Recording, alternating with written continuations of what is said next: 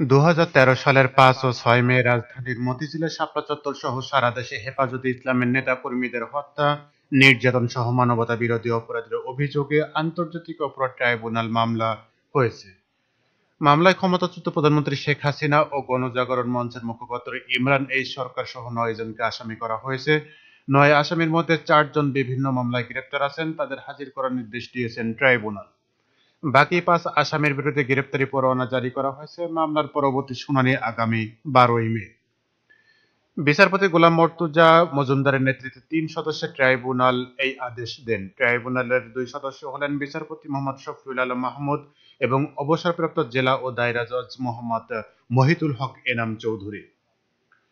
যে 5 আসামির বিরুদ্ধে গ্রেপ্তারি পরোয়ানা জারি করা হয়েছে তারা হলেন ক্ষমতাচ্যুত প্রধানমন্ত্রী শেখ হাসিনা, সাবেক স্বরাষ্ট্রমন্ত্রী মহিউদ্দিন খান আলমগীর, গণজাগরণ মঞ্চের মুখপাত্র ইমরান সরকার, পুলিশের সাবেক মহাপরিদর্শক হাসান মাহমুদ খন্দকার ও সাবেক আইজিপি বেনজির আহমেদ।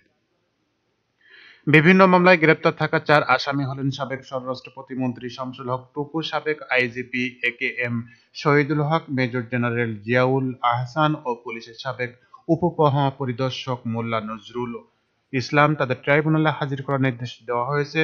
প্রসিকিউশনের পক্ষে শুনানি করেন চিফ প্রসিকিউটর মোহাম্মদ তাজুল ইসলাম ও প্রসিকিউটর মিজানুল ইসলাম।